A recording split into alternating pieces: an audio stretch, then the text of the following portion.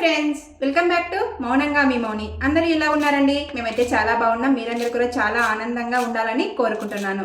ఇక ఇవాళ వ్లాగ్ వచ్చేసి ఇక్కడ నేను బెండకాయ పుల్లగూర కోసం అని బెండకాయలు కట్ చేస్తున్నానండి.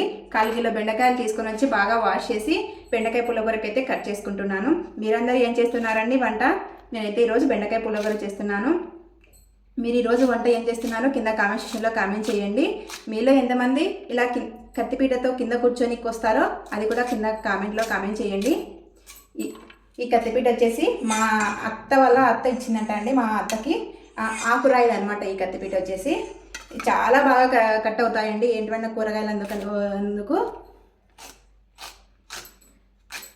ఇలా రెండు పట్టుకొని బాగా స్పీడ్గా కట్ చేసినా కూడా కట్ అవుతాయండి. చాలా బాగా పదును పెట్టకపోయినా కూడా ఈ కత్తిపీట అనేది చాలా బాగా పనిచేస్తుందండి. నేనైతే ఇలా ఎప్పుడన్నా బోర్ కొట్టినప్పుడు కాళ్ళు నొప్పులుగా ఉన్నప్పుడు ఇలా కత్తిపీటతో కింద కూర్చొని కట్ చేసుకుంటూ ఉంటాను. ఇంట్లో ఉండే వాటిని అప్పుడప్పుడు వాడుతూ ఉండాలి కదండి.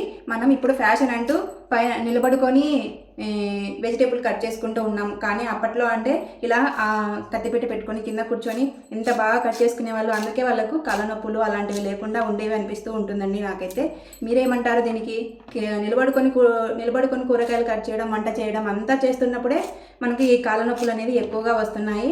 అప్పట్లో అలాంటివి లేవు కాబట్టి ఇలా కింద కూర్చొని వంట చేయడం, ఇలా కింద కూర్చొని కూరగాయలు కట్ చేసుకోవడం అవన్నీ ఉన్నాయి కాబట్టి అప్పటి వాళ్ళకు కాళ్ళ నొప్పులు కానీ మోకాళ్ళ నొప్పులు కానీ ఎంత పని చేసినా కూడా పని చేసుకుంటూ ఉండేవాళ్ళు. కానీ ఇప్పుడు కొద్దిగా పని చేసేసరికి మనకు కాళ్ళ నొప్పులు అనేది విపరీతంగా నస్తూ ఉంటాయి.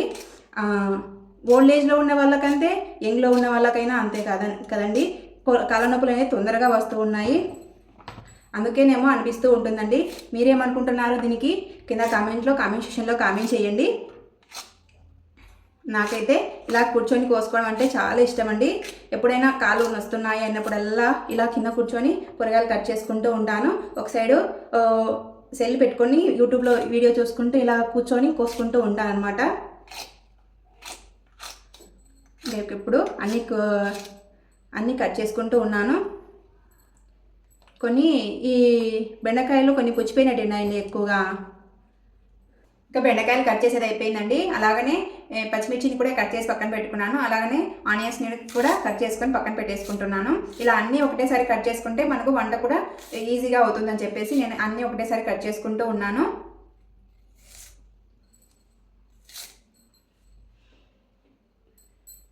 అన్నీ ఒకటేసారి వాష్ చేసుకొని పక్కన పెట్టేసుకుంటానండి. అన్నీ ఒకటేసారి పెట్టుకొని ఇంకా అన్నీ ఒకటేసారి కట్ చేసుకుంటూ ఉంటాను. మీలో ఎంతమంది ఇలా కత్తిపీటతో కట్ చేసుకుంటారో చెప్పండి. నాకు కూడా తెలుస్తుంది కదా. నేనే కాదు, అందరూ ఇలా కత్తిపీటలు వాడుతున్నారని చెప్పేసి. ఎప్పుడు ఫ్యాషన్ అంటూ కత్తి వాడడం కాదు, అప్పుడప్పుడు ఇలాంటివి కూడా వాడుతూ ఉండాలండి. అప్పుడే మన ఆరోగ్యం కూడా చాలా బాగుంటుంది అని నా ఉద్దేశం అన్నమాట. ఇప్పుడు అన్నీ కట్ చేసుకొని పక్కన పెట్టేసుకున్నాను. అలాగనే టమాటాలని కూడా కట్ చేసుకుంటున్నానండి నేను.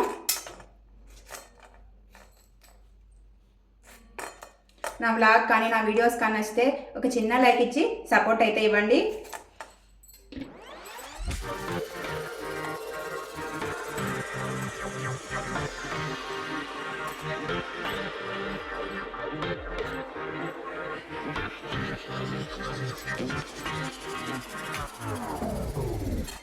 చూడండి, టమాటాలను కూడా కట్ చేసుకొని పక్కన పెట్టేసుకున్నాను.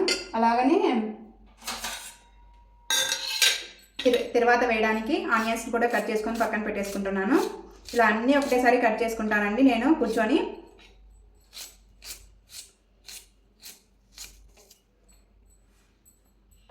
ఇంకా అయిపోయినాయండి కూరగాయలన్నీ కట్ చేసుకున్నాను. ఇంకా వంట అనేది ప్రిపేర్ చేసుకోవాలి, స్టార్ట్ చేయాలి. ఈ వ్లాగ్ అనేది కంటిన్యూ అవుతుంది. కంటిన్యూగా చూడండి, చాలా బాగా నచ్చుతుంది అనమాట మీకు. బెండకాయ పుల్లగూర అయితే స్టవ్ మీద వేసేసానండి. ఇక్కడ నేను ఇంకా సిరాక్ తాలింపు అయితే పెడుతున్నాను అనమాట. సిరాక్ తాలింపు కూడా బాగా వాష్ చేసి పక్కన పెట్టేసుకున్నాను. ఇక్కడ వాటి కోసం నేను ప్యాన్ పెట్టేశాను. ప్యాన్ వేడయ్యాక 2 టేబుల్ స్పూన్ ఆయిల్ వేసుకొని కొద్దిగా ఆవాలు వేసుకొని వాటిలో నేను ఇంకా సిరాక్ని అయితే పెట్టేస్తాను అనమాట. ఇక్కడ ప్యాన్ అయితే వేడయిందండి. 2 టేబుల్ స్పూన్ ఆయిల్ వేసుకుంటున్నాను. ఫస్ట్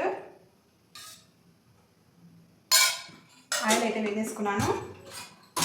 ఆయిల్ వేడయ్యాక 1 టేబుల్ స్పూన్ ఆవాలను వేస్తున్నాను. ఆవాలు అయితే వేస్తున్నాను. అవి కొద్దిగా చిటపట ఆడిన తర్వాత ఇక మనము సిరాక్ని అయితే ఇందులో పెట్టేసుకోవాలి.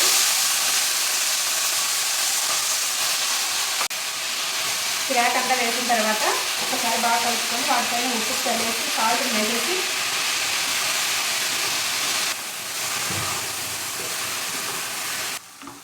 చూడండి. సిరాక్ అంతా వేసిన తర్వాత ఒకసారి బాగా కలుపుకొని వాటిపైన కొద్దిగా సాల్ట్ని వేసుకోవాలి. అప్పుడు వాటిలో ఉండే వాటర్ అంతా బయటకు వచ్చేసి ఇంకా సిరాక్ అనేది బాగా ఉడుకుతుంది అన్నమాట.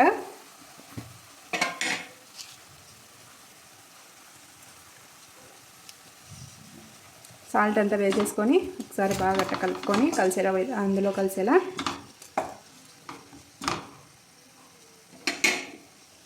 ఇంకా వాటిపైన మూత అనేది పెట్టేయాలన్నమాట. ఇంకా అది మగ్గుతూ ఉంటుంది. ఇటు సైడ్ వచ్చేసి బెండకాయ పుల్లగూర పెట్టేశాను. ఇంకా రెండు ఒకటేసారి పెట్టేస్తే అయిపోతాయని చెప్పేసి ఇక్కడ రైస్ని కూడా కడిగి పెట్టేశానండి.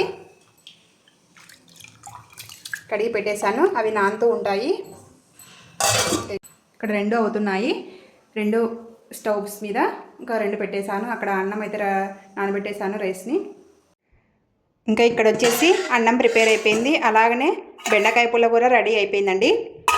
అలాగనే తాలింపు పెట్టేశాం కదా, తాలింపు కూడా రెడీ అయిపోయిందనమాట. సిరాకు తాలింపు ఎంత ఆకు ఉన్నదండి, ఎంత కొంచెం అయిందో చూడండి.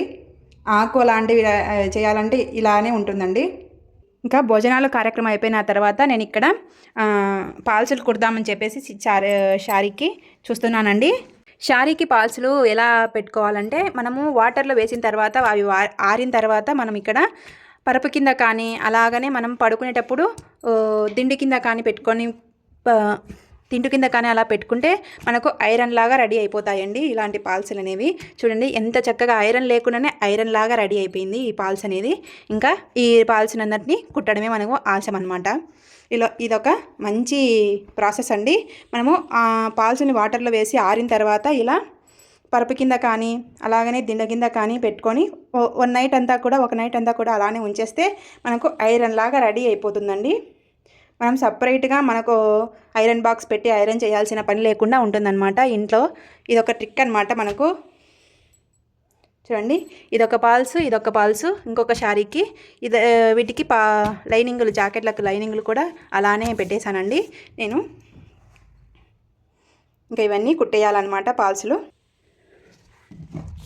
ఇంకా కుట్టేసిన తర్వాత చూపిస్తాను. ఇంకా ఇక్కడ శారీకి పాలు కుట్టడానికి అన్నీ రెడీగా చేసుకుంటున్నానండి. పాలు అలాగనే కుచ్చులు కూడా వేసుకుందామని చెప్పేసి నేను కుందన్స్ అవన్నీ కూడా బయట పెట్టేసుకున్నాను. కుచ్చులకు వేయడానికి థ్రెడ్స్ కావాలి కదండి, అందుకోసం అవి కూడా పక్కన పెట్టేసుకున్నాను. Green and red colour combination కాబట్టి గ్రీన్ రెడ్ కలర్ కాంబినేషన్ తీసుకున్నాను. ఇక్కడ నేను ఫస్ట్ కుచ్చులు వేయడానికి మనము అంచులు కుట్టుకోవాలి కదండి, అందుకోసం నేను ఇక్కడ అంచులు కుట్టుకోవడానికి మిషన్ మీద థ్రెడ్ని అయితే పెడుతున్నాను అనమాట. పళ్ళు సైడు అంచు అలాగనే కట్టు చెరుగు సైడు అంచు అలాగనే పాలు కుట్టేసి తర్వాత కుచ్చులు వేస్తానండి. కుచ్చులు అయితే సింపుల్గా వేద్దామని అనుకున్నానండి, ఎక్కువ హెవీ లేకుండా. ఎందుకంటే సింపుల్ శారీ కాబట్టి, తక్కువ అంటే లో బడ్జెట్లో తీసుకున్న శారీ కాబట్టి నేను కొంచెం తక్కువ హెవీగా లేకుండా సింపుల్గా వేద్దామని అనుకున్నాను అనమాట. కుచ్చులు వేయడానికి సపరేట్గా కుందన్స్ అయితే తెచ్చుకోలేదండి.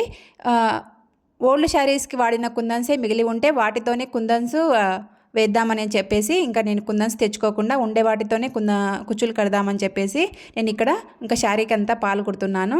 శారీని అయితే ఓపెన్ కూడా చేయలేదండి, నేను అలాగనే ఉంచేశాను. ఇప్పుడైతే ఓపెన్ చేసి ఇంకా అటు సైడ్ ఇటు సైడు అంచులు అయితే కుడుతున్నాను. శారీ ఎలా ఉందో కింద కామెంట్లో చెప్పండి. పాలు అంచులు కుట్టడం అలాగనే కుచ్చులు వేయడం నెక్స్ట్ వీడియోలో చూపిస్తాను. వీడియో నచ్చితే లైక్, షేర్, సబ్స్క్రైబ్ చేసుకొని ఉంటానండి.